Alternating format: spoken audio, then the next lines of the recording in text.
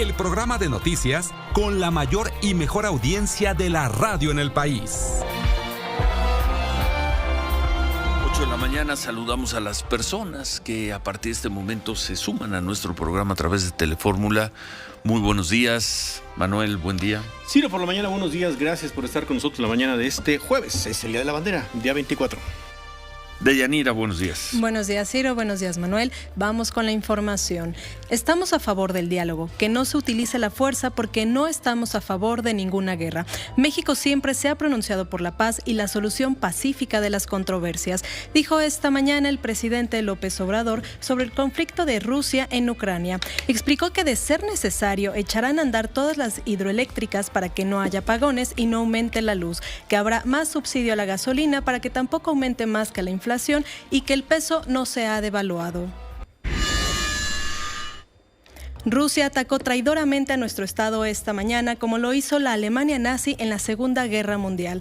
Rusia se ha embarcado en el camino del mal, pero Ucrania se defiende y no renunciará a su libertad sin importar lo que piense Moscú, escribió en su cuenta de Twitter el presidente de Ucrania, Volodymyr Zelensky, después de los ataques de Rusia. El presidente de Ucrania, Zelensky, informó que rompía relaciones diplomáticas con Rusia y escribió que su país entregará armas a cualquier persona que decida defender a Ucrania.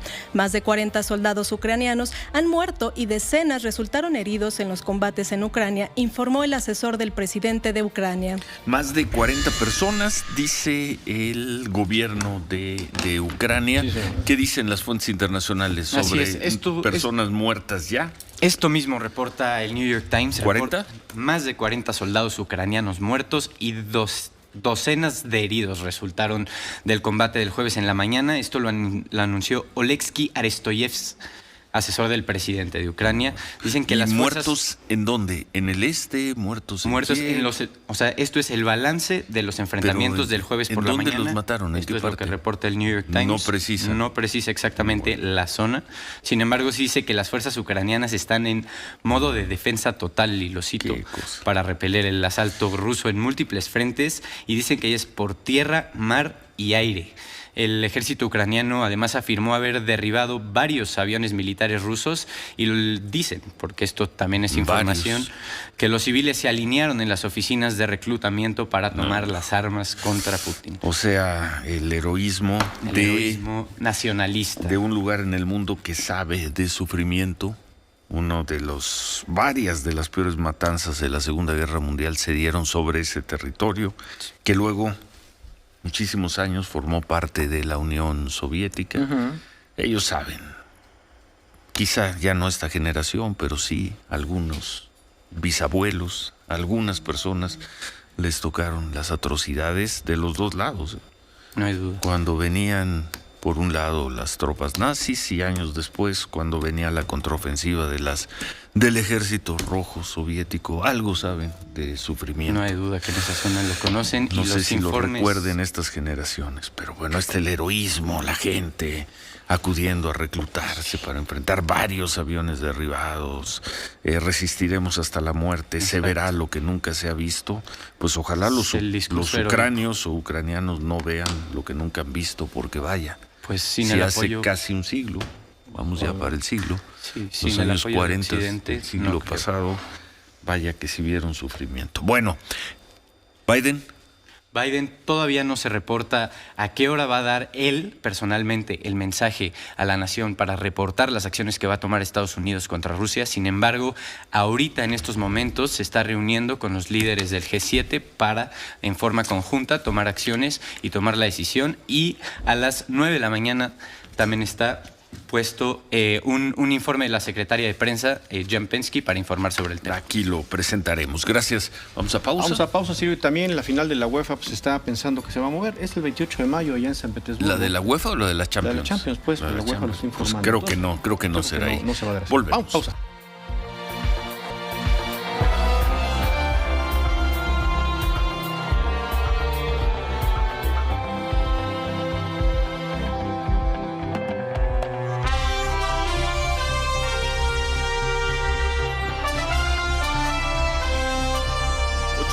Jaime Anchustegui.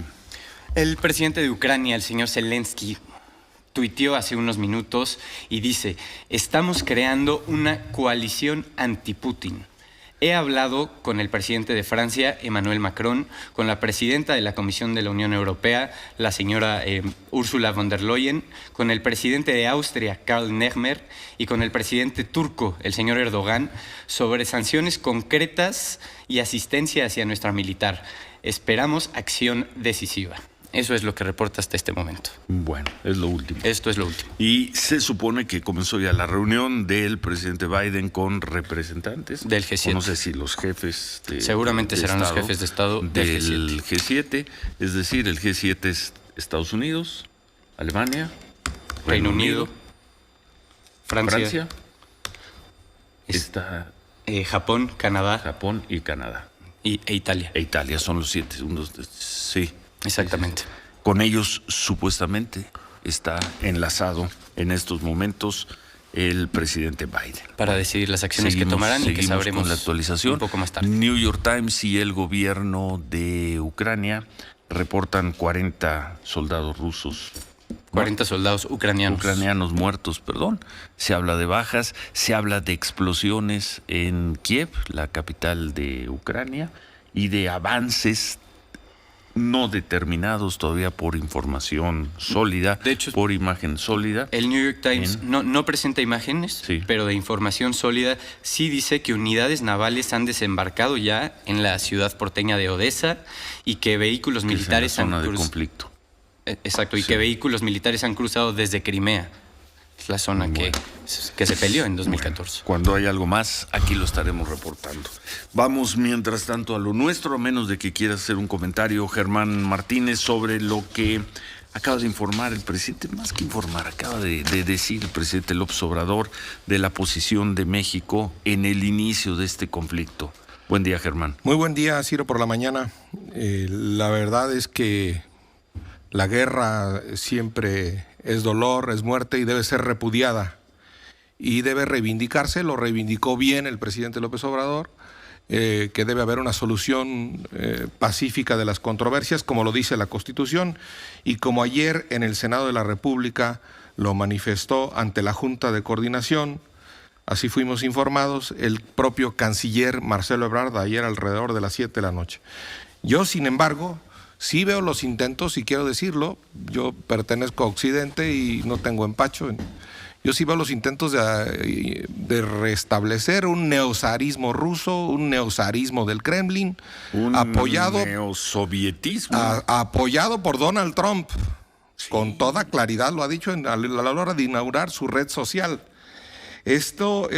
Aunque luego dijo, nosotros jamás hubiéramos permitido claro, un avance así de los rusos. Sí, este neozarismo del Kremlin es personal, es un poder unipersonal, es una burocracia militar privilegiada, es un militarismo agresivo, es una nostalgia del fascismo y del comunismo con una lógica imperial que Rusia tiene sobre este pueblo de Ucrania. Mis pensamientos están en 3 personas que han sido agredidas por Vladimir Putin.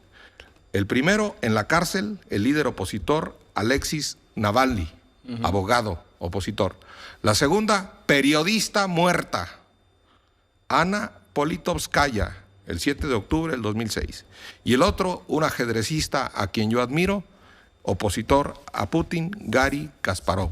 Mi pensamiento están con ellos y soy muy mal religioso, muy mal católico, pero mis oraciones también están con la gente que sufre y que sufrirá en Ucrania. Y el discurso mexicano, pues es el discurso tradicional, ¿no? A favor de la solución pacífica de las controversias. No hay una condena al gobierno ruso, al señor Putin, por el ataque. Y luego dice, estamos preparados ante un probable o posible aumento de los precios de gas, posible aumento de los precios de las gasolinas y presiones en el mercado cambiario. Hasta el momento es el discurso de México. En 15 minutos debe hablar el canciller Ebrard. No sabemos si lo va a hacer desde Palacio Nacional o lo va a hacer a través de sus redes sociales. Sus redes sociales. Conoceremos un poco más. Gazprom, la gasera poderosísima rusa, fue capaz de contratar a un presidente de Alemania, a Gerhard Schröder, de ese tamaño. Y no quiero dejar de mencionar a un ucraniano que tiene que ver mucho con México, ya murió, fue esposo de Raquel Tibol, Boris Romer Yolomer, gran escritor, recordador, memorista del siglo XIX, de los grandes liberales del siglo XIX, los rescató. Él conoció perfecto a Zarco, conoció a Manuel Paino, conoció a Guillermo Prieto, a Nigromante, a los liberales del siglo XIX los rescató un ucraniano, Boris Rosen Helomer. Oye, Germán, antes de ir a pausa, ir con otros temas, el presidente López Obrador volvió a hablar. Ayer le preguntaron, ayer que estaba haciendo un recorrido con periodistas y hoy en la mañana le volvieron a preguntar sobre estas declaraciones que hizo el martes, el presidente de la Corte, el ministro Arturo Saldívar, sobre cómo desde el gobierno del presidente Calderón, supuestamente, bueno, él dice que así fue, se operó para, no me queda claro para qué, en el caso de la guardería ABC, aquella tragedia del 2009 en la que murieron muchos niños quemados, pero se presionó para que votaran ¿qué? Algunos ministros. Y dijo el presidente, esos asuntos no están prescritos, esos asuntos tienen vigencia legal. Pues me apena mucho que un juez hable de unos asuntos que no están prescritos, que están sub judice. Entonces, el juez es el juez ministro es Saldívar. El ministro Saldívar. El juez debe tener sentido común, debe ser prudente, debe observar de manera sabia y tranquila los acontecimientos y no pronunciarse sobre asuntos que no están prescritos. Y no debe andar aplaudiendo todo lo que dice el presidente. Yo creo que Saldívar, con toda el presidente, sinceridad, perdón que te interrumpa, dijo una vez más en la mañanera que Arturo Saldívar era un hombre honorable. Salamero y obsequioso como era con Calderón y como es ahora con López Obrador. ¿Quién? Para decirlo, Arturo Saldívar Lelo de la Rea. Qué duro, Germán. Sí, porque ya no se vale andar recordando cosas de hace 13 años, de operaciones de Estado. Que hable de Medina Mora, de cómo le sacaron la renuncia a Medina Mora. Que hable de cómo se construyó la pregunta, confeccionó la pregunta de los expresidentes. Que hable de las cochinadas que hay en el Consejo de la Judicatura ahorita. Él habla de que había errores administrativos en el IMSS. Yo le dirigí una carta el 15 de febrero, aquí está, como director del IMSS, a Arturo Saldívar Lelo de la Rea. Y le dije, estoy listo para, no omito manifestarle mi más amplia disposición a colaborar, a ayudar y atender cualquier requerimiento. Nunca lo hizo, nunca dijo nada. Y ayer en el programa de Azucena Uresti dijo que yo no tenía memoria, que no sé qué. Desorden administrativo en la Corte, según México evalúa, que no tiene los requerimientos de transparencia. La Corte no informa y guarda en el cajón, como guardó en el cajón el asunto del ABC. Por eso lo urgí yo a que resolviera los asuntos del ABC y además interpuse una denuncia contra el gobernador José Eduardo Robinson Burs, que se presentó al día siguiente que renuncié. Yo renuncié el 21 de mayo del 2019, se presentó el 22. Ahí está durmiendo el sueño de los injustos y el señor Saldívar no dice ni media palabra. No la debe decir, pero nada de que operaciones y nada de que no. Ahora, segundo, dice que no hubo responsables. Que venga e informe aquí, le encanta el derecho a réplica. El amparo 2019, que atrajo la primera sala, el ministro Pardo, no Saldívar, y que resolvieron Margarita Ríos Farjat, el ministro González Alcántara, el propio Pardo, Norma Piña, resolvieron que debía imponerse penas privativas de libertad y hubo gente en la cárcel. Sí. Entonces, ayer dijo con Azucena Uresti que no. Yo trabajé con los papás siendo director del IMSS. Yo no hago historia ni arqueología del gobierno de Calderón, siendo director del IMSS, y puse como delegado del IMSS en Sonora a un señor que se llama Guillermo Noriega. Y lo pongo por testigo de si trabajamos o no con los niños de la guardería ABC. Ese Guillermo Noriega es contralor del gobierno de Durazo en este momento. en este momento, el que yo puse de delegado del IMSS. ¿Es el Contralor? Claro, de gobierno de Durazo, ahorita. 8:20, volvemos.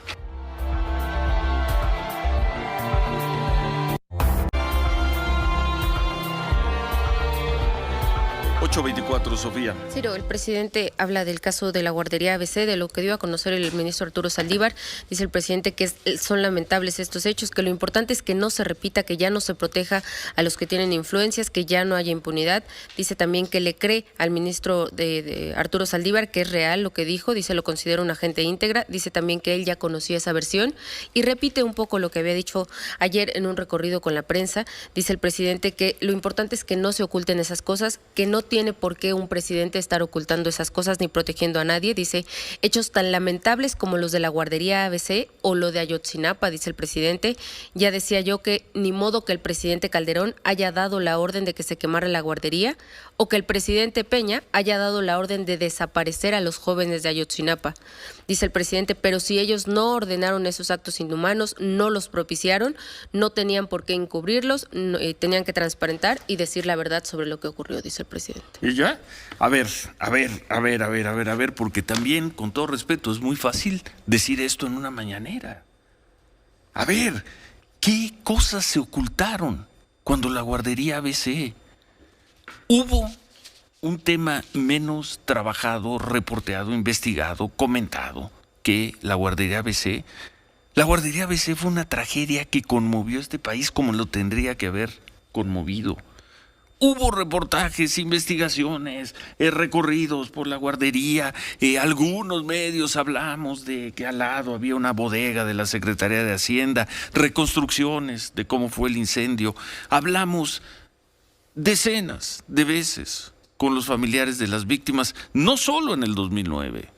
Lo hicimos en el 2010, en el 14, en el 16, lo hicimos creo que todavía el año pasado. ¿Quién ocultó información? ¿Quién decir en este momento que no hubo una cobertura amplísima del tema de la guardería ABC? Es no tener un mínimo de memoria de los hechos.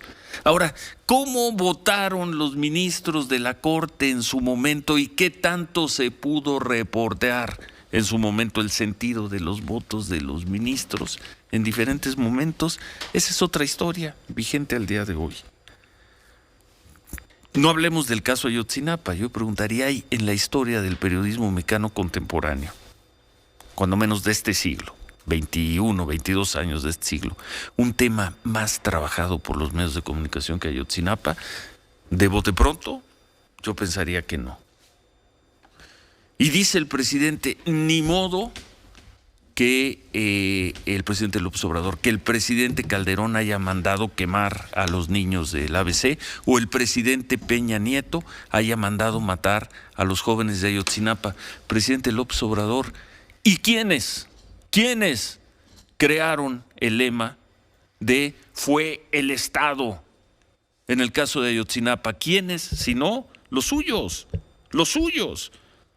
los que estaban y están con usted. De ustedes es la autoría de fue el Estado en el caso de Ayotzinapa. Al día de hoy lo siguen manejando. ¿Cuánta contradicción, Germán? Y cuánta, aquí en este sentido, no hay un respeto por la narrativa, por los hechos, por lo que ocurrió. Es muy fácil decir, y de eso no se hablaba. No se habló de la guardería ABC. No se habló de Ayotzinapa. Otra historia es cómo terminan tomando las decisiones para emitir su voto los ministros de la Corte. Pues sí, difícil de reportear en el 2009, en el 2014 y en el 2022, Germán. Sí, Ciro, la verdad es que por eso yo digo que debe haber prudencia. Los medios hicieron la labor correspondiente de cubrir esa tragedia dolorosísima. Y yo solo digo en lo que acaba de decir el presidente, de que Calderón no ordenó lo del ABC y que Peña no ordenó lo de la Ayotzinapa. El criterio de Saldívar decía que el superior jerárquico era el responsable de la tragedia, de lo que ocurriera en el ámbito muy lejano administrativo, de un hospital, que el superior jerárquico era exactamente lo contrario a lo que ha afirmado hoy el presidente. En ese sentido fue derrotado ese proyecto, y fue derrotado por sus compañeros sus compañeros en la Corte, y me parece que hablar mal así de sus compañeros no es correcto. Fue derrotado el proyecto de que el superior jerárquico era responsable, como lo dice hoy el presidente López Obrador, y yo sinceramente creo que eso se cubrió correctamente por los medios, y que eso... hasta donde se pudo. Y ahora, eso conocer no debe... la última causa o la última decisión de un ministro, ¿por qué votó así? Y eso no debe ordeñarse políticamente no fue el Estado, esa tragedia. Bueno, ¿qué te parece, Ayotzinapa? No fue... Hoy viene el presidente López Obrador, a decir, ni modo que haya sido el presidente Peña Nieto. Pues no se dedicaron desde el 2014 y se han dedicado todos los días a decir que fue el Estado. ¿No se han dedicado a eso? Se ordeñó criminalmente esa tragedia, y se ordeña hoy desde la presidencia de la Suprema Corte para que le pongan una estrellita de buena conducta en la mañanera a Saldívar. Ya la tiene, muy bien, felicidades, ministro Saldívar, ya tiene su estrellita. Bueno, esa es tu interpretación. La mía. Bueno, Jaime. Ciro, seguimos con lo más nuevo. Venga. A ver unas imágenes que subió ahora el periódico New York Times. Es un video en donde se muestran los combates más intensos que se han visto hasta ahora en la capital de Kiev. Sí. En la capital de Kiev, creo que lo estamos viendo ahorita en la pantalla de Telefórmula, al menos media docena de helicópteros rusos fueron vistos volando hacia el oeste sobre el río Dnieper, hacia Hostomel, un pueblo afuera de la ciudad de Kiev. Y estos videos también capturan helicópteros que atacan el aeropuerto de Hostomel, que es uno de los aeropuertos más importantes de la capital de Rusia. Entonces, estas son las imágenes más recientes que tenemos de los ataques rusos ya hacia la capital, ya rodeando la capital, que creo que son las imágenes más fuertes. ¿Qué pasa ahí? ¿Cae un helicóptero? Cae un helicóptero. ¿Son helicópteros rusos? Helicópteros rusos, exactamente. Y bueno, la Casa Blanca, en su cuenta de Twitter... Eso, repítenos en qué localidad en qué ciudad. Hostomel se llama. Es la frontera. No, es una frontera con Kiev.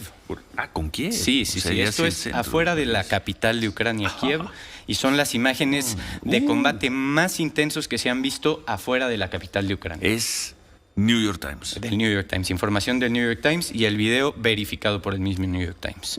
Y por otra parte, la Casa Blanca, la cuenta oficial de Twitter de la Casa Blanca, tuiteó que el presidente Biden se reunió con su equipo de seguridad nacional en la sala de situación esta mañana para analizar los últimos acontecimientos en Ucrania. Discutió cómo haremos que Rusia, estoy citando el tuit, cómo haremos que Rusia rinda cuentas por su ataque no provocado e injustificado contra Ucrania. Entonces vamos viendo cómo va la agenda del presidente Biden. Primero se reúne con la gente de su gobierno, con la gente de seguridad de Estados Unidos. Posteriormente se reúne con el G7 y esperaremos más tarde su mensaje.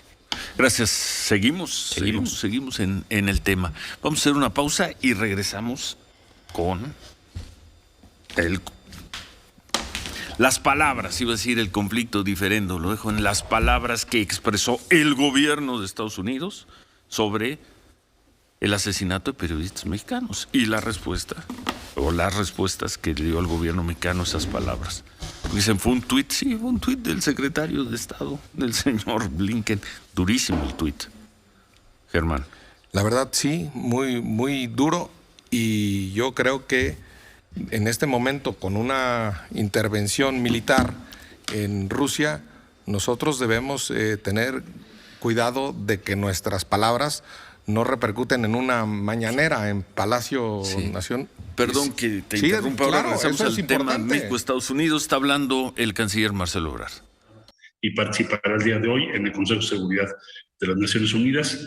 Y está Olga García, nuestra embajadora en Kiev, quien ha estado, pues ahora sí que literalmente día y noche por la diferencia horaria en comunicación con nosotros y a cargo de todas las operaciones de protección a las familias mexicanas en Ucrania en las últimas semanas, y especialmente el día de hoy, por supuesto, después de lo ocurrido el día de ayer en Ucrania. Bueno, empezaría, yo le voy a solicitar al embajador Juan Ramón de la Fuente. Juan Ramón, si nos puedes comentar lo que ha sido la posición de México. Bueno, la posición de México que a grandes rasgos ya conocemos, la perfiló ayer el canciller Ebrard, la perfiló esta mañana el presidente López Obrador, y que no puede ser otra más que ir por el diálogo, condenar la guerra, buscar solución pacífica de controversias. Por lo visto, no habrá una condena de México al gobierno ruso, al gobierno del señor Putin, a menos de que nos dé una sorpresa el embajador Juan Ramón de la Fuente, el canciller Marcelo Ebrard. Pues es que además es bien clarito la posición del Consejo de Seguridad. Se ha condenado el ataque de Rusia. Pues no sé si México lo vaya por lo menos a... ¿Qué peso tiene lo que diga México en este conflicto? Ninguno. Un peso simbólico. Se alineará con las naciones que piden él. Pues no tiene ningún peso, no tiene ninguna relevancia, salvo que México saliera a apoyar a Ucrania, a Putin, ¿no? Al gobierno ruso. Creo que eso tampoco ocurrirá. Volver.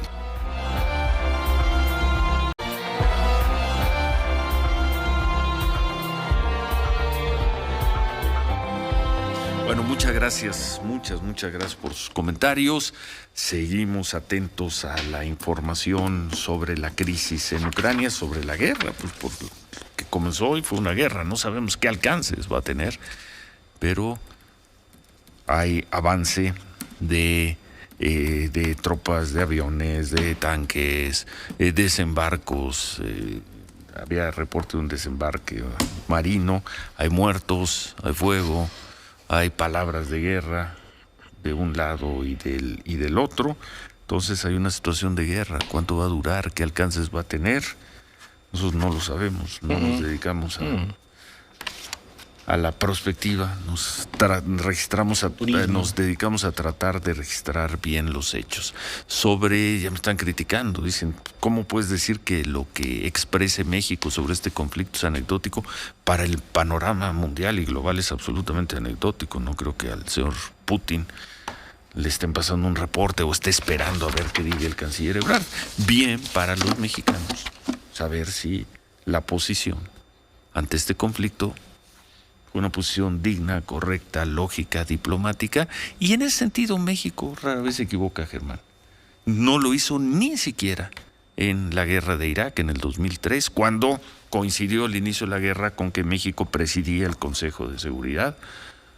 Lo presidía el, para mí, queridísimo amigo personal Adolfo Aguilar Sincer, y ni siquiera México oponiéndose a la guerra, cosa que molestó entre comillas al gobierno de Estados Unidos, fue importante, porque el señor Bush traía su proyecto y el señor Bush iba a la guerra y fue a la guerra. Y vino Aznar personalmente, el presidente de España, a tratar de convencer que México apoyara la intervención militar. Y México en ese sentido sí, con una diplomacia de solución pacífica de las controversias, si le dijo en el 2003 a Washington que no a la guerra, pues supongo que le dirá al señor Putin que no a la guerra, sin meterse en problemas con el señor Putin. Tampoco. Pero digamos que debemos condenar, como ha dicho Peregrino en la mañana, pues una invasión a un país libre. Yo creo que esa injerencia se debe condenar. Bueno, yo creo por cierto, como injerencista es el gobierno de Estados Unidos con México, ya ¿no? ya que hablabas de España, me dicen ahí amigos tuyos en el Senado que ya llegó o estaría por llegar la propuesta del gobierno mexicano, me dicen tus amigos del Senado, que me piden mantener el nombre, así son los senadores, que quizá que ayer o a más tardar hoy va a llegar, en efecto, llegará la propuesta del gobierno mexicano pidiendo que ustedes, los senadores, voten en favor, voten para que el señor Quirino Ordaz, ex gobernador de Sinaloa, sea el nuevo embajador de México en España. ¿Qué sabes? Cuéntanos. cuando las cosas se hacen de manera sigilosa en materia diplomática no es en desdoro de nadie. No, muy bien. Eso muy bien, así se deben hacer, no andar haciendo alaraca. ¿Esa propuesta quién la hace? ¿Quién la manda? ¿La manda la Cancillería? Pero a través de la Secretaría de Gobernación, de la Cancillería. Se la manda a Gobernación. Sí. La Cancillería tiene una comisión de personal que le revisa el perfil, que por supuesto encabeza el canciller, y ese paquete, ese expediente se manda a Gobernación, y quien tiene la atribución de dirigirse a las cámaras en nombre del Ejecutivo es la Secretaría de Gobernación. Entonces, digamos, la propuesta sale de Presidencia, Cancillería, Gobernación, y formalmente quien la presenta, en este caso al Senado, a la mesa directiva es la Secretaría de Gobernación. Ajá. Bueno, pues dicen en el Senado que quizá, que eso es altamente probable que ocurra hoy. Finalmente, creo que después de pensarlo bien, de revisarlo, de hacer trabajo político, parecería que el gobierno mexicano sí le pedirá a los senadores el voto para que el señor Quirino Ordaz sea el embajador de México en España. Eso dicen tus amigos senadores. Y eso va a la Comisión de Relaciones Exteriores, de donde han relevado a la miembro del Grupo Plural, Nancy de la Sierra, el día de ayer, antier, y ya. Entonces, ¿la relevaron? Sí, y ya entonces ya va a encabezar otra comisión de organismos multilaterales internacionales, pero la han relevado de ahí, entonces no tenemos ya voz ahí, y pues vamos a esperar a que lleguen los nombramientos. Nosotros hemos visto un paquete de nombramientos políticos que nosotros estamos dispuestos a votar a unos, otros no, y yo espero que este hecho concretamente de España sea para acabar con esa famosa pausa con España. Pues sí, porque si nombras un nuevo embajador no estás en pausa. Pues claro, y yo eso espero. Yo eso espero que ya se empiecen a normalizar las relaciones con un país con el que tenemos una intensa relación cultural, sobre todo, y económica, que nos favorece a los dos países. Bueno, nada más antes de que te vayas. Déjame meter ahí mi cuchara sobre el tema de lo de España, porque anoche que fue el canciller al Senado, acompañado de Ricardo Monreal, dijo el canciller, ya va a llegar la propuesta, llega al rato la propuesta de Quirino, eso dijo. Y además informó el canciller que el 9 de marzo viene el canciller español a México. Dice, viene el canciller español a México y lo voy a recibir. Entonces... ¿Y cómo sabes tantas cosas tú, reporteras? Porque vi un video. Bueno. Senado de la República. Pues es que nosotros estábamos viendo Ucrania. No, bueno, pues para que veas que yo estoy en otra cosa así. Ya hay que... Bueno, entonces prácticamente se puede dar por hecho que quizá hoy mismo el gobierno federal mande al Senado la propuesta para que el Senado la apruebe, y lo aprobará porque pues tienen los votos, para que Quirino Ordaz sea el embajador de México en España. Entonces Quirino, pues hacer maletas. Pues hay que deshacer, diría el Quijote de la Mancha, si viviera hoy, hay que deshacer los entuertos de las mañaneras. Pues sí, hay que ordenar las relaciones. Vamos a pausa.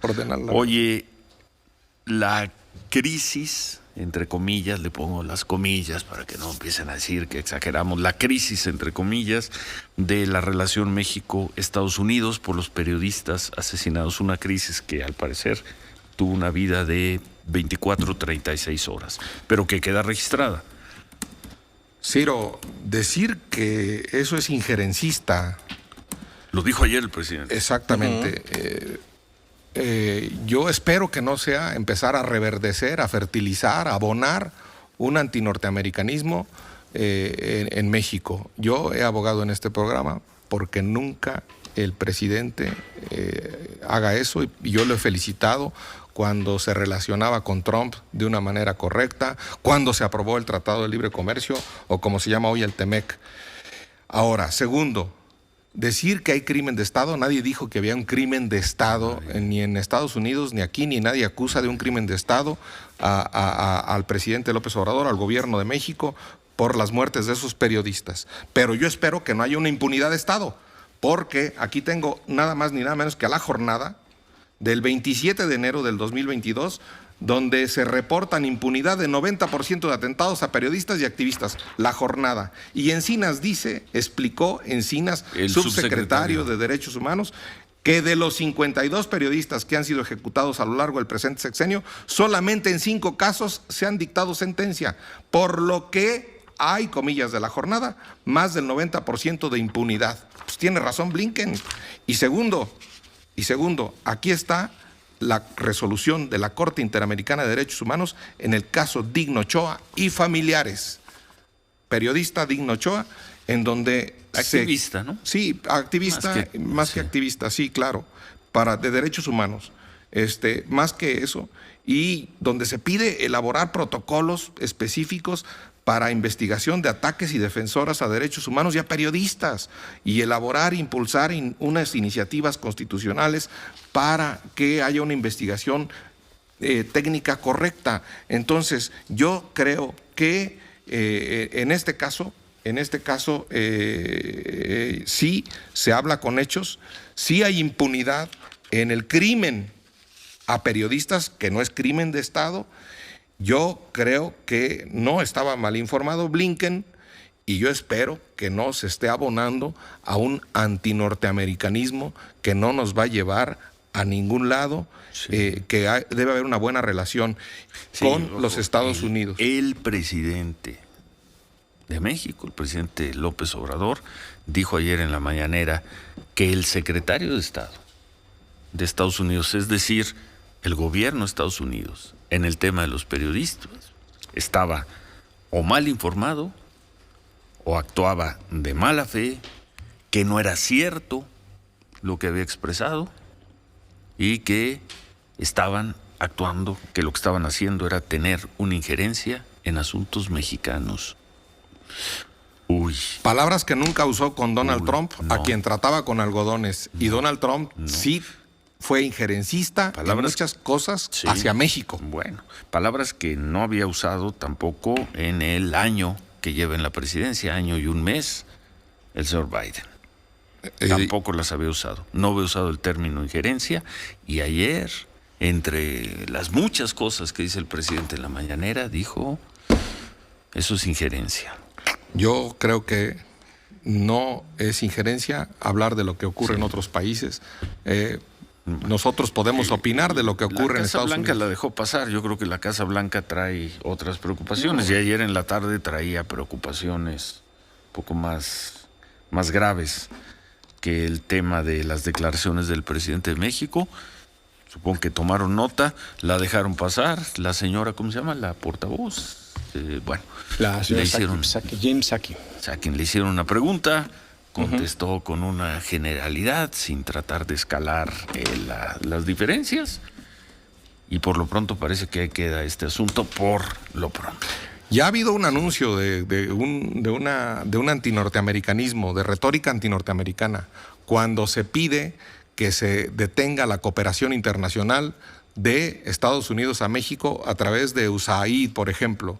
Y ayer yo estaba viendo el New York Times, en 2019, 55 millones de la Agencia de Cooperación de Estados Unidos hacia México, luego bajó en 2020 a 46, en 2021 a 38, y la cooperación es un principio de la política exterior mexicana. La cooperación es que nosotros ayudamos y que nos dejamos ayudar. Y decir que la cooperación es injerencia también me parece incendiario, me parece incorrecto. En ese sentido, Estados Unidos es soberano y nosotros absolutamente igual de soberanos para cooperar con quien nosotros querramos. ¿Es cuánto? Pero antes de que se vaya, ¿es cuánto? Porque decías, Germán, nada más quiero no equivocarme, ¿denuncias en el Consejo de la Judicatura por probables irregularidades de algunos funcionarios, de altos directivos? Claro. ¿En qué caso? Fíjate, ¿en qué tema? Quiero que lo centre, porque está llegando un comunicado del Consejo de la Judicatura que dice lo siguiente: en relación con algunas notas publicadas sobre la denuncia en contra de los titulares del Consejo de la Judicatura Federal, quiero pensar que es esa, Germán. Sí. Dice, nos permitimos informar sobre la notificación de la Fiscalía General de la República. Como resultado de la denuncia anónima enviada a dicha institución, se determinó el no ejercicio de la acción penal en contra de los servidores públicos del Consejo de la Judicatura. Lo anterior debido dado que a partir de la narración de los hechos no se proporcionaron datos de prueba que permitieran generar líneas de investigación, ni tampoco se desprendían circunstancias específicas de tiempo, modo u ocasión. Si bien se señalaron diversas personas como posibles imputados, no se indicaron hechos concretos en los cuales basar la investigación, ni se tuvo certeza de quién realizó la denuncia o incluso datos de posibles testigos o víctimas que hayan sufrido o presenciado el agravio, según se informó. Germán. ¿Tiene que ver con eso, ¿verdad, Germán? Sí, y la Asociación Nacional de Magistrados de Circuito y Jueces de Distrito del Poder Judicial de la Federación, en un comunicado, el comunicado 4 del 2022, del 23 de febrero, a los jueces y juezas federales, muestran una preocupación por los señalamientos y dicen que se investigue con presunción de inocencia, lo cual es correcto. Lo cual es correcto. Ahí se reveló al director de administración del Consejo de la Judicatura en silencio, en sigilo, sin transparencia. El que compra, el que tiene a su cargo 60 mil millones de pesos, el presupuesto 2 veces más grande que la UNAM para el Poder Judicial. El Consejo de la Judicatura es el que compra, el que renta, el que paga salarios, que lo preside el presidente de la Corte, Arturo Saldívar. Bueno, tenemos que ir a pausa. Gracias, Germán. Y el lunes, supuestamente el lunes, se lanza una bomba. Y no me refiero a la guerra. El lunes debe tener lugar una audiencia. Es muy importante. Sí. Donde se está acusando a un grupo de abogados muy reconocidos. Y de quien se dice fueron muy cercanos al ex consejero jurídico, a Julio Scherer. Trabajaron con Julio Scherer. Tenemos entendido que la acusación es muy dura. Eso es lo que dicen, sí. No sé si es un criterio de oportunidad de alguien, eso lo conoceremos en detalle el lunes, pero es durísima en contra de estos abogados y va dirigida también a Julio Scherer. Es una audiencia Esto que es se el va a lunes. llevar a cabo a las 11 de la mañana del próximo lunes 28. La va a encabezar el juez de control José Rivas González y pues están en carácter de investigados, de acuerdo con este informe del Poder Judicial de la Federación, Juan Antonio Araujo Riva Palacio, César Omar González Hernández, David Gómez Arnau, Isaac Pérez Rodríguez, por los hechos con apariencia de delito de asociación delictuosa, tráfico de influencia, extorsión y operaciones con recursos de procedencia ilícita. Es por lo pronto audiencia inicial. 11 de la Dicen mañana. que va a ser una bomba. Próximo lunes. Dicen. Ya iremos conociendo el tema. 8:55. Gracias, Germán. Al contrario, Ciro, buen día. Buen día. Volvemos.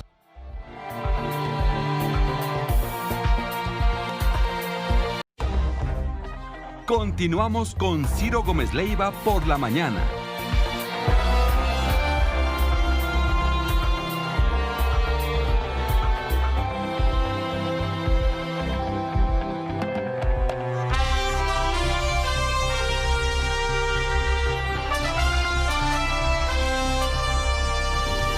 De la mañana, bueno, Jaime Uchustegui, ¿en qué va la conferencia o el mensaje del canciller Ebrard? Concluyó esta conferencia que fue más interesante de lo que se esperaba porque no solo es el canciller Marcelo Ebrard quien aparece, sino aparece el embajador permanente ante las Naciones Unidas, el señor Juan Ramón de la Fuente, y también aparece la embajadora de México en Ucrania, la señora Olga Beatriz García Guillén. Empezó hablando el señor Juan Ramón de la Fuente. Empezó con lo típico, ya lo conocemos, en México vamos a respetar nuestros principios constitucionales de política exterior, las cartas de las Naciones Unidas. Sin embargo, lo importante es qué se espera para hoy. Dijo que se espera que hoy las Naciones Unidas reciban un proyecto de resolución que enviarán los Estados Unidos a la ONU, un proyecto de resolución que además seguramente planteará de forma dura y condenatoria los hechos y reiterar el apoyo de la comunidad internacional a Ucrania. ¿Otra vez? Otra vez. Probablemente, según Juan Ramón de la Fuente, embajador de México ante la ONU, hoy un proyecto de resolución que enviará a Estados Unidos se va a discutir a lo largo del día en las Naciones Unidas. Será un proyecto de resolución que seguramente planteará de forma dura y condenatoria los hechos y reiterará el apoyo de la comunidad internacional a Ucrania. Y ahí sí ya no puede darle la vuelta a México. Tendrá que condenar necesariamente lo que está haciendo. Levantará la mano ya. Exactamente. Bueno, pero será significativo. ¿Sí, no? Es un voto. Dice que probablemente la votación se someta hoy mismo, probablemente mañana, pero lo más probable es hoy mismo. Y recalcó que ayer las soluciones y los trabajos diplomáticos no alcanzaron. Por otro lado, Obligatoriamente, tenemos a la embajadora de México en Ucrania, la señora Beatriz García Guillén, que dijo que en México, en la embajada, tienen registradas a 225 personas mexicanas en Ucrania. Dijo que la gran mayoría están en Kiev y que hasta ahorita no tienen reportes de ningún incidente entre mexicanos y ningún afectado. Ahora dijo que están trabajando en el plan logístico para poder sacar a los mexicanos que quieran salir del país. Dijo que que están organizando una caravana de evacuación migratoria y que probablemente van a evacuar por la frontera de Rumanía o por la frontera de Polonia. Estas son las dos opciones, y además dijo que sí, en la madrugada y a lo largo del día se continuaron escuchando explosiones en la capital de Kiev. Y por su lado, finalmente, el canciller Marcelo Ebrard regresó a nosotros, rechazamos sin reserva alguna el uso de la fuerza y estamos a favor del uso de la paz. Nosotros mantenemos las relaciones diplomáticas con la Federación Rusa, es decir, no la va a romper hasta ahora México, pese a que otros países están presionando para que México rompa relaciones diplomáticas. Y dijo que ellos van a mantener el diálogo y van a buscar siempre una salida política. Bien. Bueno, sí, también. Y el presidente ucraniano ha estado hablando, por ejemplo, con la presidenta de la Comisión de la Unión Europea, con el canciller de Austria, con el presidente de Turquía, con el presidente de Francia, con la intención precisamente de que rompan relaciones, ¿no? De que rompan relaciones con esta alianza contra Rusia, Putin, ¿no? Es correcto. Sí. Pero bueno. Y menciona el canciller nada más que apenas conozcan el proyecto de resolución de las Naciones Unidas, lo estudiarán aquí en la Cancillería y entonces México dará su postura oficial. Bueno, muy bien, Javier. Bueno, vamos a pausa. Está informando el gobierno de la Ciudad de México, ojo, esto es para las 16 alcaldías, pues ya no hay vacunas en esta semana. AstraZeneca se han terminado. ¿Cómo? Y lo deducimos sencillamente porque informa el gobierno que pues este jueves las 10 sedes de vacunación de refuerzo de vacunas de personas entre 18 y 29 años en las alcaldías, en las 16, solamente hay vacuna rusa. Pero Sputnik. ¿Pero por qué? Porque ya se acabó el Astra, Ciro. ¿Por qué el mal cálculo de logística? ¿Por qué? Acuérdate que teníamos 7 sedes Sputnik, 3 de Astra. Por eso, pero así se dijo, y eso se comprometió el gobierno de la ciudad. Dijo, las personas de 18 a 29 años serán vacunadas a lo largo de esta semana, 7 sedes con Sputnik, 3 con AstraZeneca. ¡Ay! Se nos acabó AstraZeneca, qué mal. Pues, qué mal. Vamos a pausa, 9:05, volvemos. Ciro Gómez Leiva por la mañana. 9:09, Humberto Padget. Ciro, el día de ayer se desarrolló la audiencia de vinculación a proceso del presidente del Tribunal Universitario de la UNAM, Eduardo López Betancourt, luego de que un estudiante de la Facultad de Derecho, Lourdes Ojeda, le denunciara por situaciones de comportamiento sexual indebido en su contra. Tenemos en el teléfono a Lourdes Ojeda. Lourdes, buenos días. Buen día, Lourdes. ¿Nos puede decir qué fue lo que resolvió, por favor, el juez en las primeras horas de hoy? Hola, Ciro, muy buen día. Hola, Humberto. Buen día a todos. Sí, claro que sí. Muchísimas gracias, antes que todo. El juez resolvió vincular a proceso al presidente del tribunal por hostigamiento sexual. Con respecto al otro delito, a discreción del juez, no fue vinculado, que fue el delito de tratos crueles, inhumanos y degradantes. A discreción de su señoría, dejó sin vincular este delito, porque consideró que el trato que se dio por parte del presidente del tribunal no fue físico. Sin embargo, vamos a llevar a cabo el amparo, puesto que la ley deja entrever que los tratos crueles también pueden ser psicológicos. Y hay dictámenes, 3 dictámenes, dos de 2 peritos psicológicos, tanto por la Fiscalía como otra perito certificada y un psiquiatra. Entonces, sí vamos a llevar a cabo, a poner este medio de control constitucional, que es el amparo. Entiendo que no se le impuso como medida cautelar la prisión oficiosa preventiva. El delito no alcanza para ello. Sin embargo, sí hubo alguna medida en contra del doctor López Betancourt. ¿Cuál es, Lourdes? Sí, la medida es que no se me acerque ni a mí, que no tenga contacto y que no tenga contacto conmigo y a mis alrededores, pues. ¿A qué se refiere con alrededores? ¿Fijar una distancia? Pues a donde yo esté, que no tenga contacto conmigo, a donde yo me encuentre. Es decir, si usted está en el interior de Ciudad Universitaria, en la Facultad de Derecho, ¿él no podría estar ahí? Sí, bueno, eso es lo que se pretende, que yo no me encuentre con él, que no tenga contacto. ¿Y entonces él cómo va a fungir como presidente del Tribunal Universitario, Lourdes, ante esta limitante? Pues, bueno, definitivamente ahí la universidad tendrá que tomar las medidas con respecto a la legislación universitaria y a las nuevas, sobre todo las nuevas reformas que se llevaron a cabo en el tema de violencia contra las mujeres. Y obviamente hay un protocolo. Yo voy a acudir ante la Junta de Gobierno, sí, por supuesto, al rector, y desde luego a autoridades de la facultad para exigir que se tomen los protocolos, las medidas como a cualquier académico, para que pues según con fundamento en la legislación universitaria y por dignidad, el señor tenga que pues separarse de la facultad. Y sobre todo del cargo de presidente del Tribunal Universitario. Bueno, pues seguimos en el tema. Muchas gracias, Lourdes.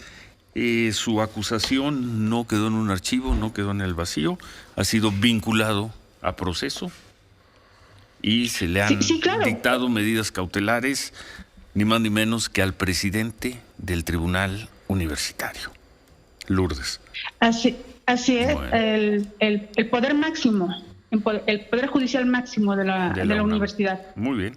Seguimos en el tema y le agradecemos mucho la información. Gracias, Lourdes. Siguiente audiencia, gracias. El 11 de abril y estaremos hasta el 11 de abril. Bueno. Hasta el 11 de abril y se cerrará la instrucción y entonces iniciará propiamente el juicio.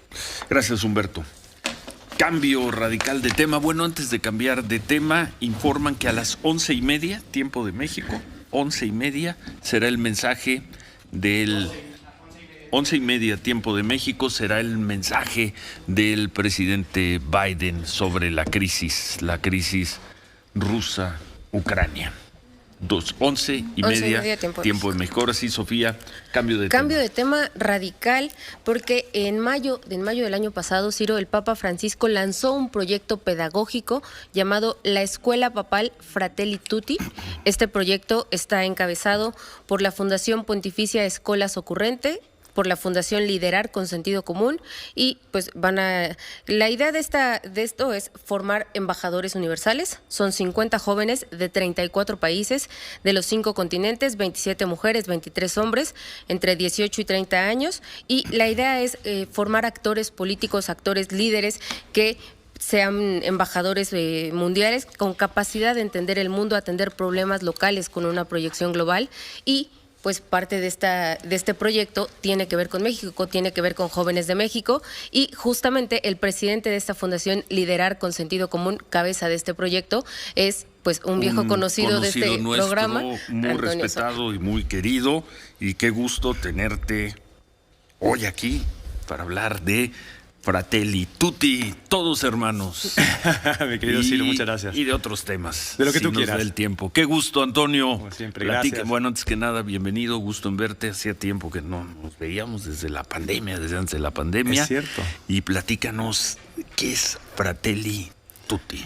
Pues mira, Fratelli Tutti, la escuela política Fratelli Tutti, porque Fratelli Tutti es el nombre que el Papa Francisco le dio a su encíclica, es una iniciativa entre Escolas Ocurrentes, que es una fundación vaticana, y Liderar con Sentido Común, una fundación que yo presido, que pretende crear con chicas y chicos de todo el mundo una tela de araña para la nueva política, que estén conscientes de los problemas que nos está pasando, de que el mundo está cambiando, de que estamos aquí para cerrar las grietas, no para abrirlas más, sobre todo ya cuando nuestras candidatas y candidatos llegan a gobernar, para entender que meter la mano en caja ajena, en caja pública, digamos, debe estar penado, debe estar prohibido, no se debe de hacer, que debe haber valores en la política.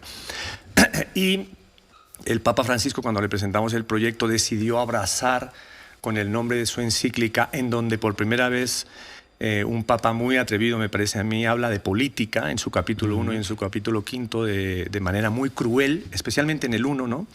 Y nos pusimos en marcha, mi querido Ciro, cuando estuve en Roma hace unos meses, en mayo, para lanzar la escuela. En la audiencia privada, Francisco nos dijo que había que hacerse cargo de toda esta basura, refiriéndose a la política. Y a mí me pareció... Así se refirió. Una expresión durísima. Hacerse cargo de toda esta basura. Sí, sí. No, Ciro, fue impresionante. Yo me quedé realmente impresionado con su mirada, con la forma con la que se expresó y con el aliento que nos dio para realmente sacar adelante la escuela. Él abraza la escuela. La escuela es una iniciativa en donde estamos buscando personas que nos apoyen. Estamos recaudando dinero para poder tener becados a los 50 chicos y chicas que vienen de todas partes del mundo, Ciro, y que es increíble además porque vienen chicos que han huido de Ruanda porque han sido perseguidos en la guerra civil, son refugiados. Por supuesto, tenemos presentes 6 religiones, hay ateos, agnósticos,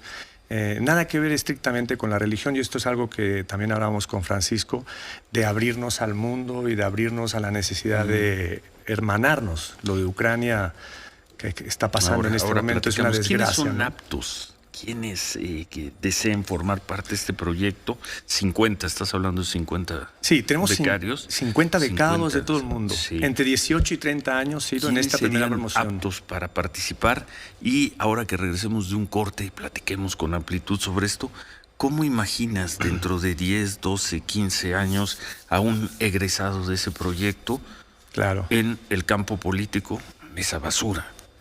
En África, en Europa, en América Latina, en México, si es que hubiera un mexicano en todo esto. Tenemos 2 mexicanos, una chica y un chico. ¿Cómo los ves? Porque una cosa es hablar del proyecto, de dónde surge, cómo se va a financiar, quiénes van a ser los posibles participantes, y otra cosa es cómo los ves. ¿Dónde los ves? ¿Son muchachos de qué edades? Entre 18 y 30 años tenemos hoy los 50. ¿Cómo ves a uno de ellos dentro de 10 años pongamos el caso más cercano que tenemos esta mañana, ¿cómo lo ves en México, por ejemplo? Pues dejamos la pregunta ahora que regresemos de una pausa. Sí, así la pienso. Y luego también te quiero preguntar, fuiste portada en la revista Proceso el domingo y hablaste de las grietas. Así es. Y de la necesidad del gobierno de mantener una polarización política. Hablando de Fratelli Tutti, todos hermanos. Todos hermanos. Y aquí estamos en grietas para la polarización política y el enfrentamiento. Vamos a pausa, estamos platicando y siempre un lujo platicar con él y más tenerlo en estudio. Al querido estratega político, analista Antonio Sola. Hacemos pausa, 9:20, volvemos. En un momento, regresamos con Ciro Gómez Leiva por la mañana. Ciro Gómez Leiva por la mañana. 9:24, Sofía. Ciro, estábamos viendo el tema de la escuela, ya decíamos que son 50 jóvenes de 34 países, pero ¿cómo es la operación, Antonio? El Fratelli Tutti, ¿cómo funciona? Son 50 jóvenes que ustedes ya seleccionaron, que van a estar en una escuela durante un tiempo en Italia, en alguna parte, o son jóvenes que van a estar trabajando en sus países, que ustedes van a estar asesorando de alguna manera. ¿Cuánto tiempo es esta primera generación? ¿Cómo es la operación? Mira, estamos tratando de romper moldes y de pensar cómo va a ser en el futuro presente la educación. Es una educación sin aulas, sin paredes físicas. Tuvimos una primera semana en Roma, en donde juntamos a los 50 chicas y chicos. La primera clase la dio el Papa Francisco. Y después de esa semana, en donde trabajamos mucho la parte del corazón, yo creo que hay que tener mucha congruencia entre lo que uno siente, lo que uno piensa y lo que uno hace. El problema es que tenemos mucho psicópata, mucho enloquecido en la política política y gobernando nuestros países y nuestras comunidades, porque hay además mucha incongruencia entre el corazón, la mente y el hacer, el obrar para trabajar por nuestras comunidades. Entonces, nos vamos a juntar durante un año en varios momentos en distintos países. En el próximo mes están saliendo para 5 países distintos del mundo, Mozambique, Argentina. Aquí viene una delegación de 10, porque son en grupos de 10, aquí a México, en donde vamos a estar tratando distintas problemáticas comunitarias. Por ejemplo, en Argentina vamos a ver el tema del suicidio entre los jóvenes, que es un drama que estamos viviendo en nuestros países. En Suecia ya es la segunda causa de muerte en estos momentos. España va camino de eso. Y desde el trabajo comunitario vamos a desarrollar una serie de programas con estas chicas y chicos a lo largo de siguientes encuentros en diferentes partes del mundo y también en Roma. Por ejemplo, en junio vamos a Jordania para, digamos, crear una comunidad, un entendimiento de cómo se puede hacer el trabajo comunitario de abajo hacia arriba, entender lo que es el centro del poder y la periferia del poder. A mí nadie me enseñó qué es el poder, lo tuve que aprender. No se trata de educar en la administración pública, en la Constitución, en el poder literalmente. Y desde ahí pues esperamos, después del año de tenerlos, darle continuidad. Yo me imagino, Ciro, en el futuro, estas chicas y chicos... De estos es la primera generación, estos 50. Esta es la primera generación. ¿Y dices que hay 2 mexicanos? Sí, hay una chica y un chico. 50. ¿Cómo los imaginas? Y desde luego virtuosamente, ¿cómo los imaginas dentro de, qué te gusta, 5, 10, 12 años? Sí. ¿Cómo imaginas a uno de estos muchachos? Bueno, mira, es una generación muy evolucionada por debajo de los 30 años, que vienen no solo nativos digitalmente, sino que vienen con una concepción del mundo totalmente distinta, porque traen un nivel cerebral más evolucionado que nosotros, los que somos más viejos, yo al menos, y que no tenemos ese nivel, digamos, cerebral desarrollado. Y yo los imagino en las esferas del poder. Tú eres un hombre que tiene mucho poder, no hay que hacer política para tener poder, tú tienes poder. Desde luego la dinámica de la política tiene poder, en la empresa hay poder, en la iglesia hay poder. En los distintos espacios del poder, creando una, como te decía al principio, red, una tela de araña que entienda que los problemas son globales y locales, como yo les llamo, porque desde ahí es de donde vamos a... Glocales, sí. Locales o glocales. ¿Por qué, Ciro? Porque México no puede resolver sus problemas solo. Necesita Argentina, y Argentina a los españoles a los gringos a los rusos. A veces, nos estamos escuchando matando, la mañanera, parecería que el gobierno de México sí cree que puede resolver sus problemas solos, pero de eso hablamos más adelante. Vale. ¿Y entonces? Y entonces desde ahí, en distintos ámbitos de responsabilidad, yo creo que algunos de ellos y de ellas, especialmente las mujeres, van a llegar a presidentas y presidentes de sus países, y vamos a tener una dinámica no solo durante este año de formación, sino de darles seguimiento después de salir de la escuela para poder acompañarlos en su construcción de poder en sus comunidades. ¿Cuánto dura el ciclo de una generación? Preguntaba, ¿no, Sofía? Un año. ¿Un año? Un año. Es un año. Un año. Y se renueva, en principio, con otros 50. No hay la idea de que esos 50 en un futuro sean 60, 70. Sí. De hecho, vamos a abrir porque fue una locura el nivel de inscripciones que tuvimos. Tuvimos que rechazar a muchas personas, lastimosamente, para esta primera promoción, pero las vamos a abrir, por ejemplo, a ciclos de 30 a 40 años o de 30 a 45 años y en adelante, porque no solo nos podemos quedar ahí. Nada más que quisimos empezar de manera lo más modesta posible, porque también es un compromiso de que todo esté bien, de, como te decía antes, de poder tener la recaudación, de que todo esté en marcha para que los chicos puedan venir a estudiar. Hay muchos de esos chicos y chicas que no tienen medios posibles, como por ejemplo que te decía yo, que es refugiado y que está organizándonos en uno de los campos de refugiados un encuentro con los chicos y chicas de Fratelli Tutti para entender estos problemas, ¿no? Así que... ¿Y el financiamiento, Antonio? Pues personas normales y corrientes que quieran ponerle el pecho a esto, el mundo de la empresa, el mundo de la iglesia, aquellos que estén dispuestos de buena voluntad y que evidentemente pues pasen todos los controles que hay que pasar para poder hacer una donación a una institución de estas características, que nos quieran apoyar y que nos quieran alentar. Yo llamo a todos los mexicanos, ando en esta tarea de recaudar dinero. Por lo pronto se consiguieron los recursos para esta primera generación y me imagino que para la que viene. Conseguimos parte de los recursos y estamos trabajando ahorita para que podamos darle continuidad efectivamente.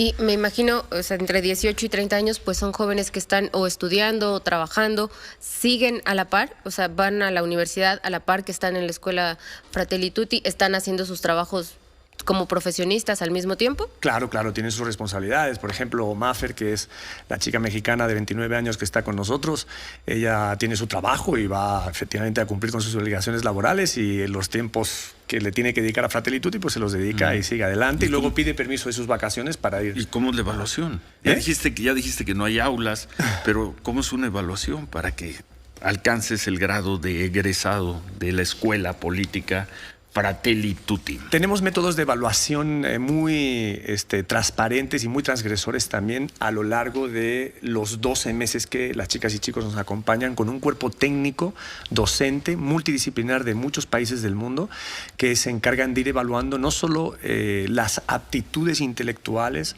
sino también las emocionales y las, digamos, sentimentales, el sentimiento, la razón y la forma de hacer su trabajo comunitario a lo largo de estos meses. Y desde luego en los trabajos de campo van a tener que presentar sus análisis de la realidad que van a estar viviendo. Antonio, ¿estos 34 países incluyen Rusia, incluyen Ucrania? Pues mira, qué buena pregunta. Ahorita se me escapa, creo que no. Te la voy a responder después. No sé si ya podemos checar eso. Creo que una compañera que tenemos aquí, en este momento Rusia no, y Ucrania creo que tampoco. No presentaron, a lo mejor presentaron y no fueron admitidos. Está Oceanía, desde luego tenemos Australia, tenemos Sudáfrica, Liberia, México, desde luego, tenemos Argentina, Ecuador, España, pero ahorita Ucrania y Rusia se me escapa. Parecería que no. Se me escapa. Creo que no, creo que no. Pero te lo voy a confirmar después, Sofía. Pues felicidades, y gracias. Las personas interesadas que nos estén escuchando, ¿cómo pueden acercarse al proyecto de la Escuela Política Fratelli Tutti? ¿Cuál es la mejor forma pues para acercarse? Me pueden buscar desde luego en las redes, y aquí les dejo mi teléfono WhatsApp y que me escriban directamente, y yo los enchufo con el director de la escuela, con Juan. Directamente a ti, pero no tienen una página. Sí, ¿no? pueden ver también en la página escuelapoliticafratellitutti.com. Ahí está toda la información. Sí, y me pueden buscar a mí también y los podemos reencauzar directamente. Y me imagino que, mira, aquí están los 50 integrantes, por cierto. Ah, mira, ahí te los habíamos puesto, sí. Y parece que no hay, veo a un polaco, vamos solo con los países europeos, hay un polaco, hay un italiano, un irlandés, y no, en efecto no hay rusos, no, hay un español. Sí. Y dos españoles y un alemán. Un alemán, sí. Nada más, no rusos, no ucranianos. No ucranianos. En esta primera generación. Mira qué buen tema es. Sí. Bueno, hacemos una pausa, ¿no? Suponemos que quien quiera acercarse al proyecto de Fratelli Tutti no va a tener que lidiar con una de esas burocracias infames. No. Marque otra vez, te tienen esperando en la línea y no te contestan. Sí hay una atención. Te pedimos, si tienes tiempo y ganas, Antonio Solás, si después de la pausa te quedas unos minutos, por supuesto, para pedirte una reflexión sobre eso que ya expresaste. Lo expresaste, y creo que de manera muy clara, en la edición, la que sigue circulando esta semana de la revista Proceso, sobre lo que estamos viviendo en México. Claro que sí. Y sobre esta crisis, porque pues eso es, la crisis que se ha dado del presidente. Te iba a decir entre el presidente y los periodistas, no, que el presidente López Obrador ha mantenido viva durante 4 semanas ya. 4 semanas con algunos periodistas, porque no es contra la prensa, contra algunos periodistas. Claro que sí. ¿Te quedas unos momentos con nosotros? Por favor, si es un honor. ¿Vamos a pausa? Vamos a pausa. ¿Ya acabó, regresamos? por cierto, Ya terminó temprano, porque está justo en esta dinámica de llevar a pasear a los reporteros de las conferencias mañaneras. Pues los lleva principalmente a una sala, a la sala Daniel Cabrera, dice el presidente que es el periodista que más admira en la historia, Daniel Cabrera. Los lleva a hacer este recorrido. Ayer se llevó a una parte, hoy se llevó a otra parte. Hoy le dijeron, nosotros no hemos podido ir, no estamos en la lista, y les ofreció incluso llevarlos la próxima semana, ahí paseando a la prensa, a esos reporteros, a los guía que... de guía de turistas, y esos reporteros, sí, porque incluso los llevó a su oficina, los lleva a la sala donde se hacen estas tan sonadas reuniones de 6 a 7. En una de estas visitas guiadas, pero era presidente Fox y voy a inaugurar una sala de prensa, y ahí se dio aquella frase a pregunta de Roberto López cuando el conflicto del Cerro del Chiquihuite, del Canal 40 y Televisión Azteca, la expresión de Vicente Fox de ¿y yo por qué? ¿Te acuerdas? Que Roberto López le dijo, haga algo con el Canal 40 y Fox dijo, ¿y yo por qué? Vamos a pausa, 9:35.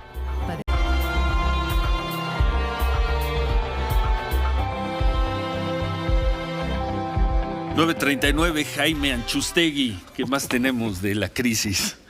¿Qué la información más reciente de la crisis? Ciro, vamos a ver estas Rusia-Ucrania. imágenes. Sí. Las estaciones del metro de la segunda ciudad más grande de toda Ucrania, la ciudad de Yarkov, convirtiendo en búnkers y en sótanos de guerra las estaciones del metro imágenes de hoy. Horas. De las últimas horas, exacto, la sube El Mundo, la sube CNN. La ciudad de Yarkov está muy cerca a la frontera con Rusia en el lado oeste de Ucrania. Ahí están las imágenes, Antonio, en Europa. Eso no es en un país remoto de Asia, no es en el sur de África, es Europa. Así es, Antonio Sola. Un drama. Un drama de la ruptura de la política, ¿no? Habría que preguntarle aquí a nuestros presidentes que están gobernando el mundo qué es lo que nos está pasando, que retrocedemos tantos años hacia atrás. Sí, otra vez viendo a la gente refugiándose ante los continuos ataques aéreos que las fuerzas militares de Rusia no han cesado desde la madrugada. Y el presidente de Ucrania vuelve a tuitear hace unos minutos diciendo: las fuerzas de ocupación rusa están tratando de apoderarse de Chernobyl. Nuestros defensores están dando la vida para que no se repita la tragedia de 1986. Informo esto al primer ministro de Suecia. Esta es una declaración de guerra contra toda Europa. Esto es lo que dice el presidente de Ucrania y hasta aquí vamos con la información. 11:30, tiempo del centro de México. Exacto, recordar 12:30, tiempo del este de Estados Unidos. Mensaje del presidente Joe Biden, un discurso que probablemente marcará el ritmo de las tensiones en los próximos días. El tono, el fondo, la percusión, todo de este conflicto. Gracias Jaime Anchustegui. Jaime. Y bueno, la crisis que se está viviendo y que desde mi punto de vista, Antonio, alimenta todos los días el presidente López Obrador con un grupo de periodistas, con a quienes considera sus adversarios y que parece no tener fin. Y para el proyecto del presidente López Obrador en avivar ese conflicto parece no tener un punto de agotamiento. Algo reflexionaste tú esta semana en la revista Proceso. Sí, mi querido Ciro, yo creo que el presidente está empujando la grieta, haciéndola más grande, que es lo que yo declaraba este fin de semana. A él le interesa porque evidentemente el daño que le han hecho con la Casa Gris en Houston le está rompiendo claramente su autoridad moral que durante tanto tiempo ha querido defender. Ese es el principal daño que tiene hoy López Obrador. Es la principal rotura que tiene como presidente de México y probablemente sea ya una caída sin retorno en aprobación aquí entre los mexicanos y claramente está usando la fuerza del Estado, la fuerza de la presidencia de México para hostigar, perseguir, no solo verbalmente en las mañaneras, sino con otros mecanismos y por otras vías a un grupo de periodistas que lo que hacen es expresarse en libertad todas las mañanas, porque además no solo se expresan en libertad en su trabajo, sino que construyen desde la palabra, desde lo que hacen, un México mejor. Y eso es lo que está rompiendo el presidente. Es una desgracia. Se habló de una reacción instintiva del presidente López Obrador, se habló de enojo, al reaccionar, pero cuando tú dices que esto lleva ya, es la cuarta semana y el presidente no para, yo creo que ahí hay un principio de estrategia y hay una medición y los rendimientos para ellos ahí en Palacio Nacional no deben ser ni decrecientes ni negativos. Sin lugar a dudas, Ciro. Porque si no, no lo estarían repitiendo todos los días. Sí, yo hablé de eso también. Es una estrategia. Sí. Sí. El enfrentamiento con los medios de comunicación y con los periodistas, como tú bien decías antes, no es el tema de la prensa, sino también directamente contra algunos periodistas. Evidentemente es una estrategia de división que él cree, y probablemente por los números que tenga, que le está beneficiando. Y que después de este episodio, que tú dices que probablemente sea una caída, lo de la casa de Houston, le siguen diciendo adelante, presidente. Lo que pasa es que es una huida hacia adelante, mi querido Ciro. Es una huida hacia adelante ciega. Una fuga al frente. Sí. Pero mira, todos han terminado mal. Correa expresidente de Ecuador, atacó duramente a periodistas y a la prensa. Hoy no puede regresar a Ecuador y además tiene una alerta de Interpol. Chávez, pues fue un perseguidor nato. Maduro es un delincuente del crimen organizado. Los problemas de la señora Kirchner. Los problemas de la señora Kirchner, Ortega. Digo, ¿en dónde quiere terminar Andrés Manuel López Obrador? Desde luego no va a terminar, como él mismo se ha dicho a sí mismo, en la historia de los mejores presidentes de este país, ¿no? Probablemente va a terminar en el vertedero de este país. Pues hoy, en términos comunicativos. Hoy un día más insistió en el tema. No parece, repito, su estrategia todavía no parece haber encontrado el punto de agotamiento. De rendimientos decrecientes a juzgar por los hechos, por lo que seguimos viendo mañana tras mañana. Sí, yo creo que hay algunas ya encuestas que yo he visto en donde ya se hace una pinza el nivel de desaprobación y de aprobación. Va a tardar un poco todavía. Él tiene toda la batería del Estado. México hoy parece una autocracia de facto y de forma. La autocracia es aquella forma de gobierno en donde ya los líderes o presidentes, como es el caso, empiezan a violar las normas que rigen la convivencia en un país, y es el paso previo a la dictadura. Y evidentemente esa dinámica que está en este momento teniendo López Obrador muy probablemente sea censurada en el medio plazo por los mexicanos. Va a tardar un poco, pero la pinza se va a cerrar y quién sabe, quizá antes de lo que uno crea, se va a cruzar la desaprobación con la aprobación. Lo estaremos viendo. Y ojalá tengamos oportunidad de también reflexionarlo públicamente contigo. Siempre un gusto platicar con Antonio Sola. De los primeros, y eso lo recordaremos siempre, en decir, creo que a finales del 2017, principios del 18, dijo, no es que va a ganar López Obrador. López Obrador arrasará. Fuiste de los primeros que lo expresaste, no recuerdo exactamente en qué mes o con qué anticipación a las elecciones. Así fue. Y mira, 53% de los votos. Y aquí contra estamos. 22 del segundo lugar, ¿no? Que tuvo Naya, 22. Por ahí, sí. Un gusto, suerte con el proyecto de la Escuela Política Fratelli Tutti. Gracias, sí. Y pues suerte siempre en lo que venga para ti, Antonio Sola. A ti también. Aquí estamos a las órdenes. Muchas gracias. Gracias. Manuel. Bueno, pues registrar, Ciro, porque en abril del 2021 hubo señalamientos muy importantes de Alejandro Rojas Díaz Durán. En su momento buscó la dirigencia de Morena, etcétera, en contra del hoy gobernador, o todavía gobernador de Tamaulipas, porque pues se va este año, Francisco Javier García Cabeza de Vaca, por delincuencia organizada, robo de hidrocarburos, operaciones con recursos de procedencia ilícita, defraudación fiscal, desvío de recursos públicos. Aseguró que el gobernador de Tamaulipas pues había construido un narcoestado en Tamaulipas, donde tan solo pues el valor de sus ranchos era de 2.700 millones de pesos. En fin, hizo señalamientos muy fuertes, fue a la Fiscalía de la República, lo denunció, y en ese proceso de defensa que tiene precisamente el gobernador de Tamaulipas, pues lo había estado intentando citar. Por algunos asuntos, pues el Ministerio Público no daba con él o no le interesaba dar con él. El punto es que lo logró. Está citado a comparecer por estas acusaciones que hizo originalmente Alejandro Rojas Díaz Durán para mañana, Ciro, para mañana viernes 25 de febrero a la 1 de la tarde en las instalaciones de la Unidad Especializada en Investigación de Operaciones con Recursos de Procedencia Ilícita y de Falsificación de Alteración de Moneda de la Fiscalía Especializada en Materia de Delincuencia Organizada, Paseo de la Reforma número 75, insisto, a la 1 de la tarde. Así que, pues, pide la defensa del gobernador de Tamaulipas, García Cabeza de Vaca, una ampliación de entrevista respecto a las denuncias que ha formulado en la carpeta de investigación, pues más o menos como para que vaya probando los dichos que tiene y que ha hecho reiteradamente Alejandro Rojas Díaz Durán. En fin, ¿y entonces? Pues está citado, Ciro, está citado, ya tiene el documento en su poder, con sus representantes legales de Alejandro Rojas Díaz Durán, así que mañana sí lo tendrá que comparecer, y esto pues está informado en todos los, pues así que en todas las áreas, no solamente para él, también para la gente del gobernador, por supuesto, para el Ministerio Público. Mañana a la 1 de la tarde, pues sí, que amplíe la declaración, ¿no?, de señalamientos tan importantes y tan fuertes que ha hecho contra el gobernador de Tamaulipas, ¿no? Que además ya hemos ido viendo pues cómo le va dando la vuelta a las acusaciones, ¿no?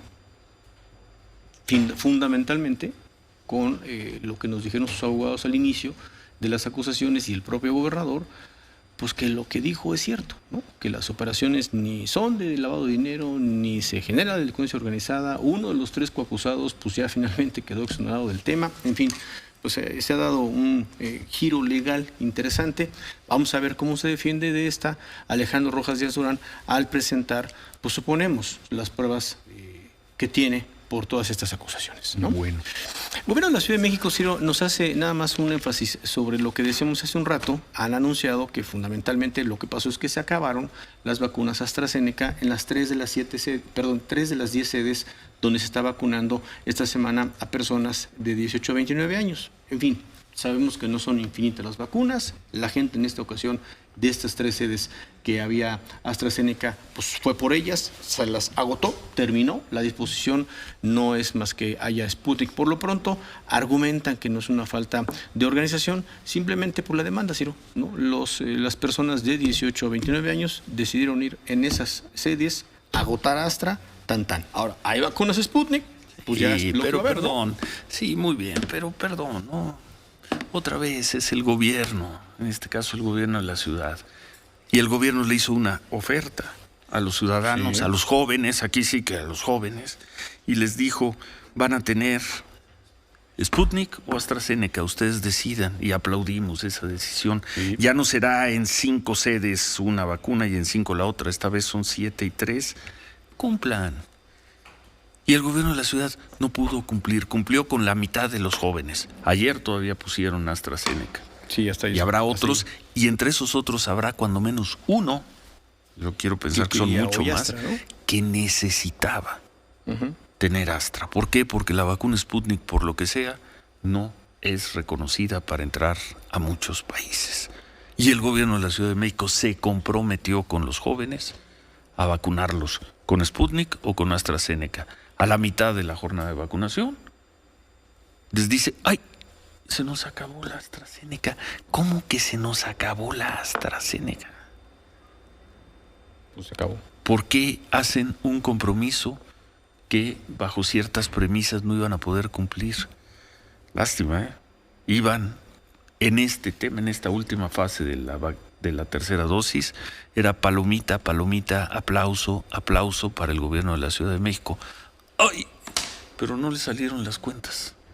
Y entonces, perdón, jóvenes, muchachos que estaban programados para vacunarse hoy y mañana, sábado todavía, no el sábado, sí, no. Bueno, sábado. Hoy, mañana y el sábado, a quienes el gobierno de la Ciudad de México les prometió vacunarlos con Sputnik o con AstraZeneca. Para ustedes, los que se pensaban o necesitaban vacunarse con AstraZeneca, el gobierno de la ciudad les dice, pues ya no hay. Y entonces, gobierno de la ciudad, entonces, muchachos, jódanse. Porque lo que prometí, ya lo que me comprometí, no se los puedo cumplir. ¿Quieren vacunarse? Pónganse Sputnik. Es lo que hay. Qué pena, qué pena, qué pena. Por más que digan que los cálculos, que la demanda rebasó la oferta. Qué pena.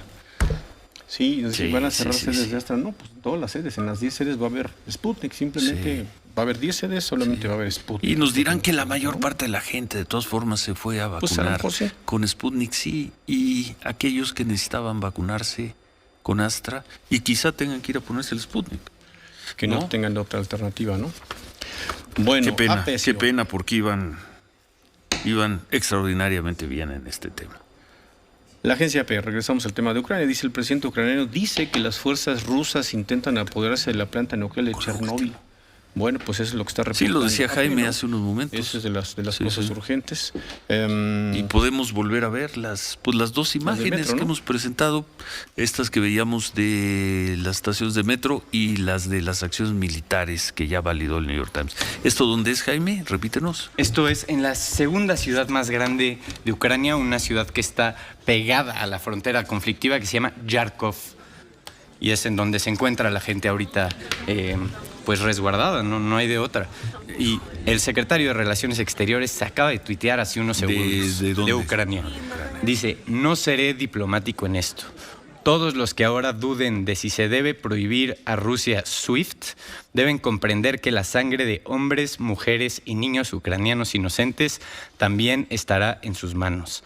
Entonces, dice, ban Russia from SWIFT. Saquen a Rusia, condenen a Rusia.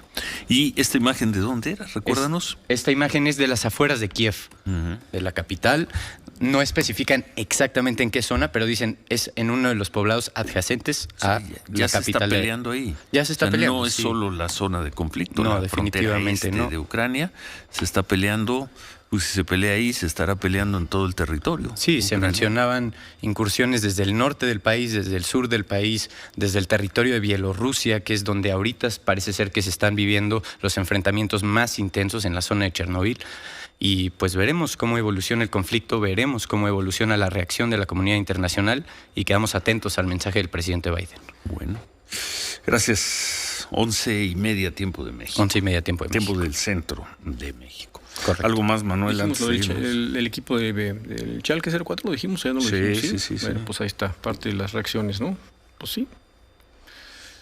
Pues yo creo que por lo pronto, sí. Creo que así dejamos las cosas y estamos en una continua transmisión aquí en Grupo Fórmula en todos los espacios, pues pendientes de toda la información que esté generando allá en Europa del Este y por supuesto lo que decía Jaime hace rato, el documento de Naciones Unidas que se discuta, que la Cancillería lo dé a conocer y que venga la discusión seguramente en la tarde-noche en Nueva York, ¿no? Es correcto. Bueno, pues vámonos. Vámonos. A la ceremonia del Día de la Bandera, es ahorita. Hoy, ¿no? 24 de febrero. Sí, señor. Cuarta y última ceremonia militar de febrero. Es el 9, es la Marcha de la Lealtad, 10 Día del Ejército, 19 Día de la Fuerza. No, 10 Fuerza Aérea, 19 Ejército, 24 Día de la Bandera. Es correcto. Bueno, pues vámonos. Gracias al equipo por la mañana. Se quedan con Javier Poza. Buen jueves. Pásela muy bien.